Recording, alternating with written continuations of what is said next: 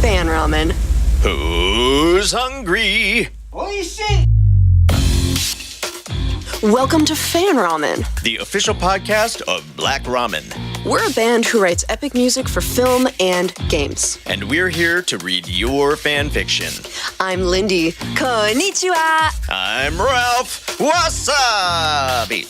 Behind the board is our awesome sound guy. And Tempura Guru, the Oil Master, Kevin. Itadakimasu! Our first story involves one of the most loved and most dorky superheroes. As true to the Spiderman comics, this fic is campy and comical. Check out Train Cat. Have you ever tried to?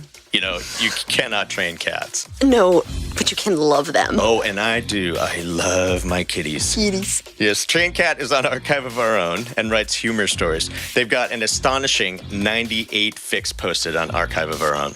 Absolutely worth reading Train Cat's hilarious works. This story is called To Have and to Hold.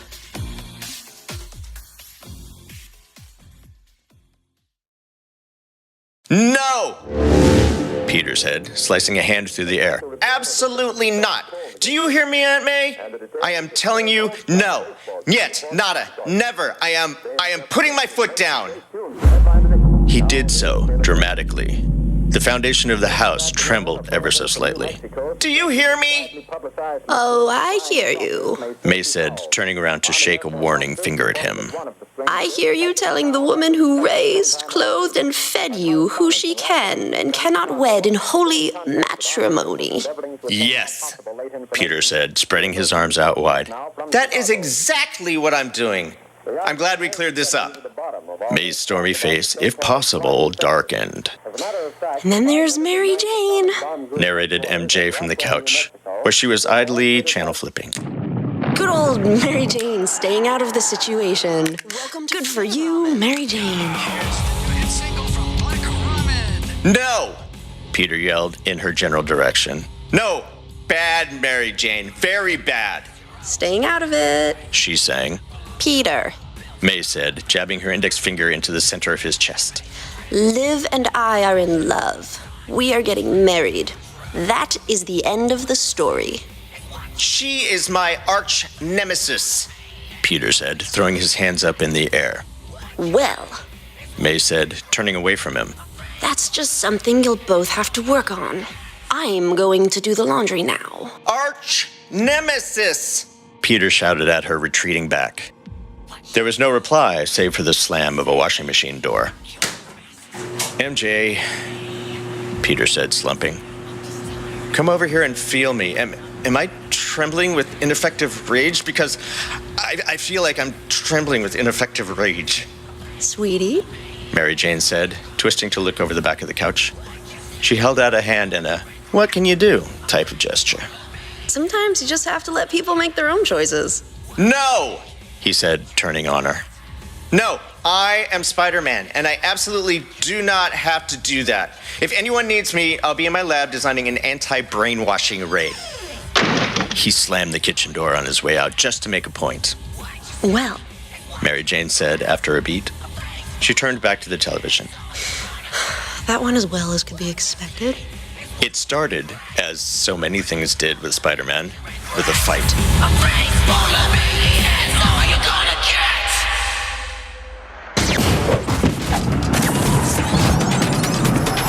Don't worry, May, Spider-Man shouted, dodging a sharp jab from a tentacle. He flung himself back. Just stay calm. I'm gonna get you down. Peter! May called, reaching for him.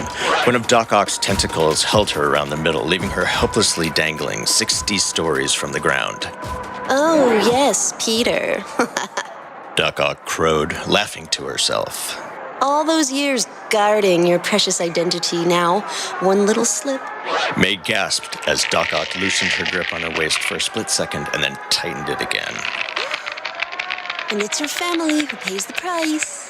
She paused thoughtfully. A very attractive family, on whose finger I do not see a ring. What? Peter said. A tentacle slapped him across the face. With a frustrated growl, he grabbed at it, yanking Doc Ock off center. It wasn't a good move. He had to remember that as long as she held Aunt May in her sinister grip, anything that happened to her could have disastrous consequences.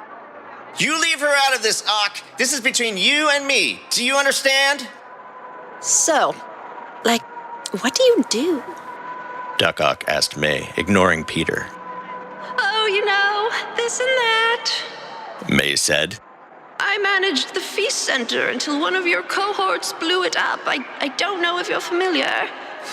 Duck Ock made an interested noise, though Peter couldn't tell if it was over the charity work or the explosions. Honestly, his being Spider-Man takes up a lot of my time. I can imagine, Duck Ock said. They both turned to stare quasi-accusatory at Peter. Excuse me, Peter said. We were fighting, remember? I also dabble in electronics. May continued, heedless. I did a little work on those web shooters of his. Fascinating. Duck Ock said. Not half as interesting as these arms. May said, stroking the one that held her around the waist. The way they undulate. You don't know the half of it, said Duck Ock, and then flicked her tongue out against her top lip in a way that made Peter want to throw himself into heavy traffic. Oh, you. May said, like they were old friends and not in the middle of a hostage situation. You know, this is actually refreshing. I don't meet as many people as you think being Spider-Man's aunt. You can't be his aunt, Duck Ock said. She used a tentacle to swirl a lock of her curly hair around flirtatiously. Tell me the truth. You must be his sister. Aunt May giggled like a schoolgirl. Oh, stop it, she said teasingly, swatting a tentacle. What is happening right now? Aunt May batted her eyelashes, one hand held demurely to her chest. Duck Ock gave her a sly smile. Peter ripped a chunk out of the building's wall and threw it at Duck Ock's face.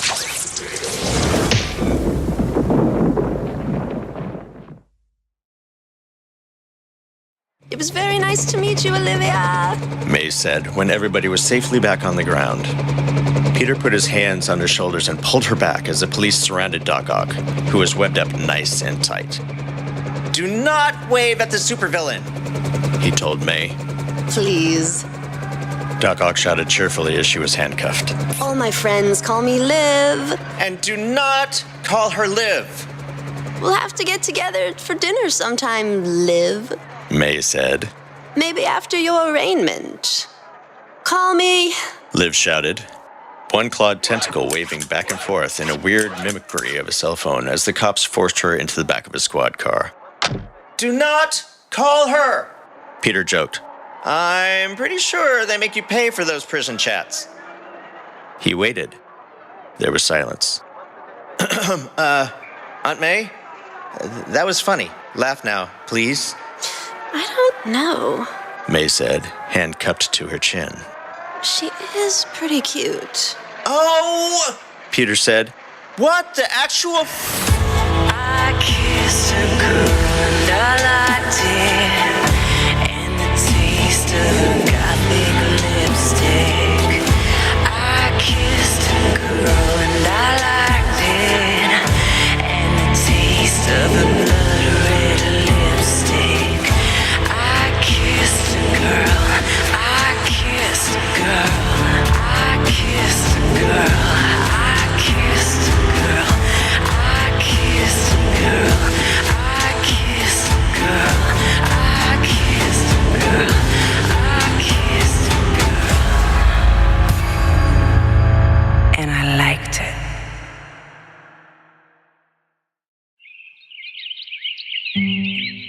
The wedding was a lovely ceremony held in a quaint outdoor venue strewn with white roses.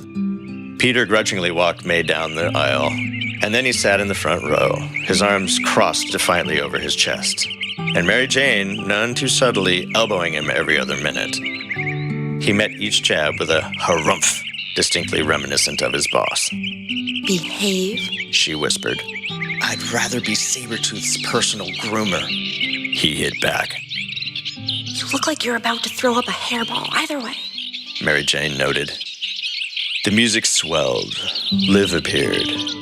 There were fresh daisies dotting her wild hair, and she wore a white lace dress that fell in asymmetrical tiers to her ankles.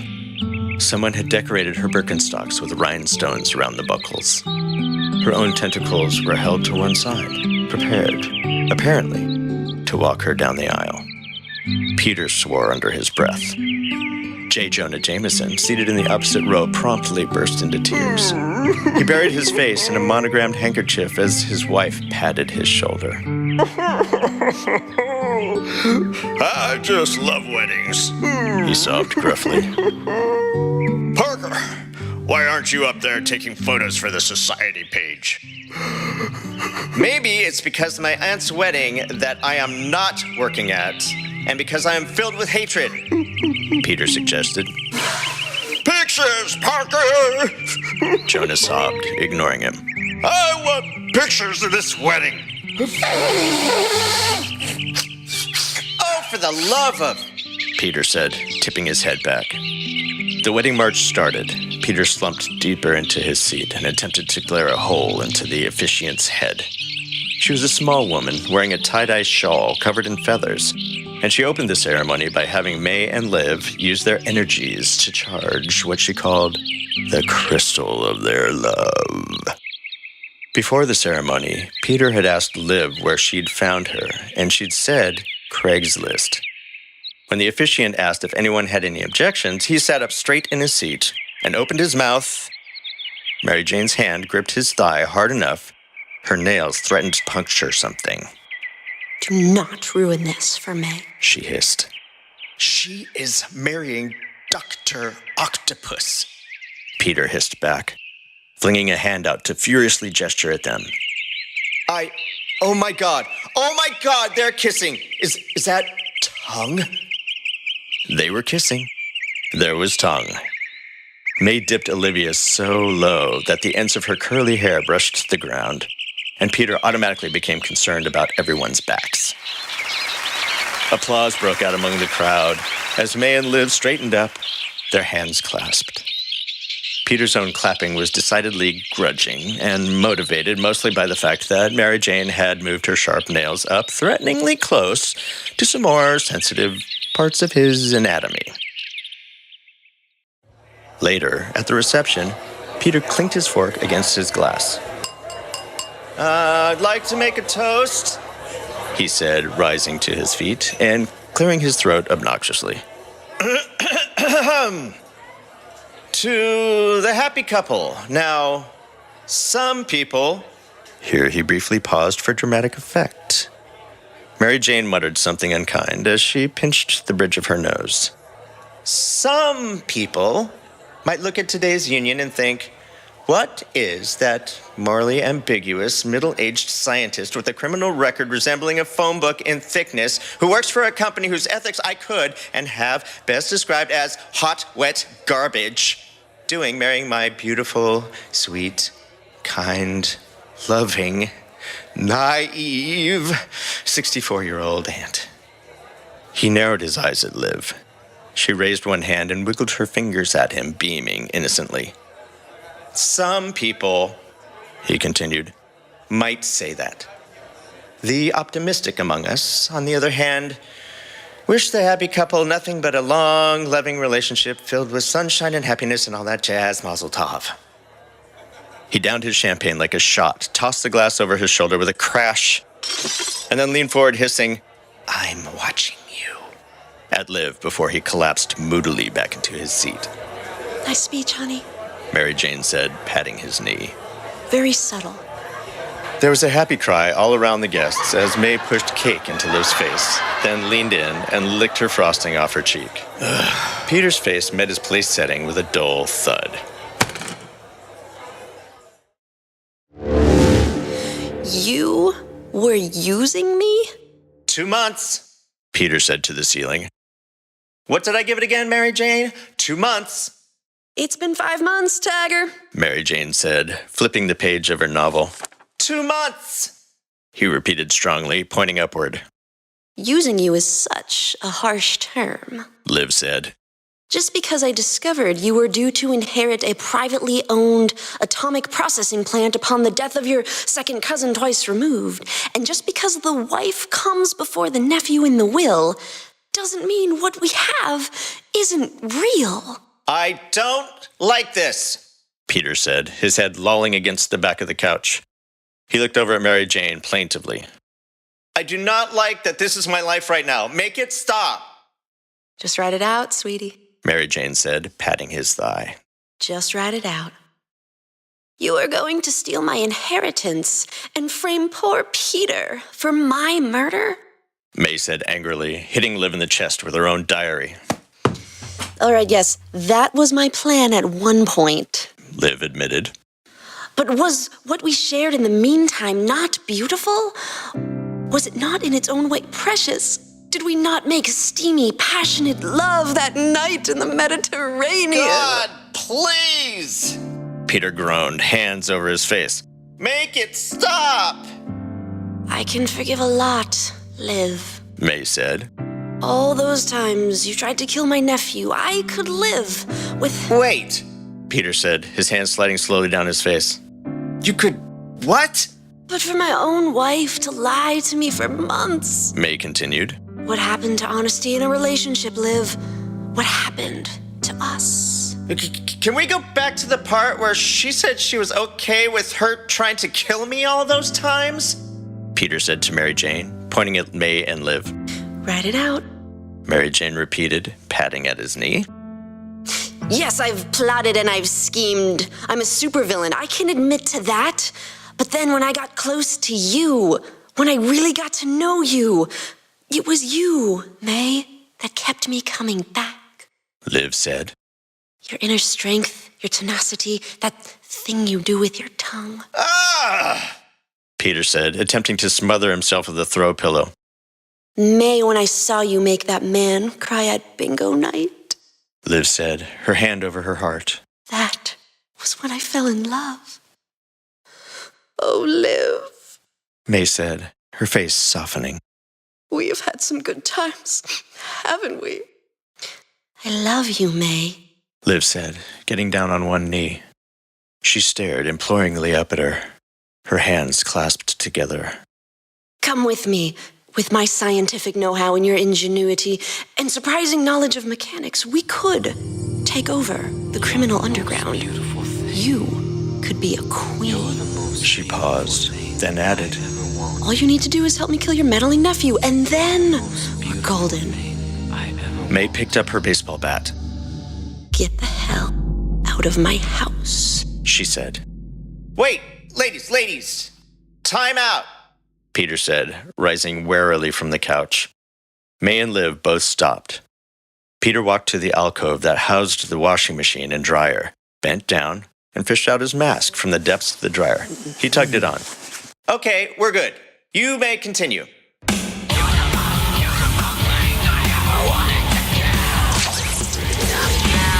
Liv's tentacles unfurled from her back as May swung the baseball bat at her, and Spiderman leaped daringly into the fray. Mary Jane sighed as she slid a bookmark into her novel and set it on the coffee table. Go find a lawyer who will still take our calls, She said. She got up, ducking as Peter went flying by. Wandered upstairs.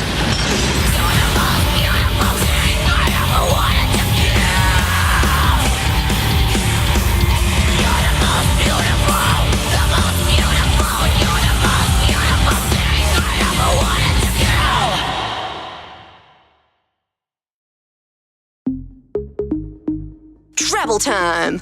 Drabbles are mochi-sized stories, tiny, digestible, yummy. We haven't done a My Hero Academia story yet. Ralph, how did we miss that? Matt, we were busy eating cereal in space. What do you want from me? Yeah, I guess that does take up a lot of time. P-80s, spelled P-I-A-D-E-S, has an archive of our own account and writes fixed for Batman. Star Wars. and My Hero Academia. This story is called Stop That, and it's a My Hero Academia fic. It takes place in an entirely alternate universe. There's a huge plot twist. Huge! Let's go.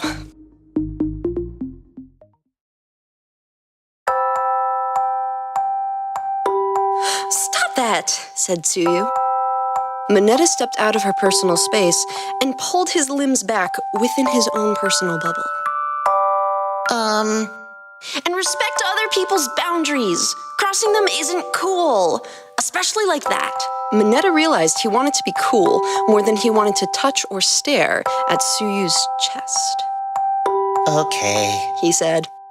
And from that day forward, he respected the girl's boundaries.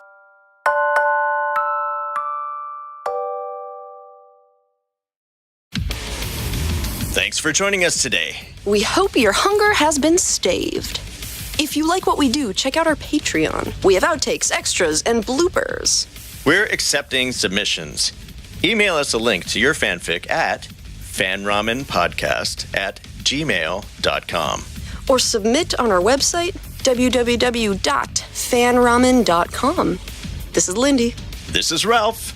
And we'll see you the next time you're hungry.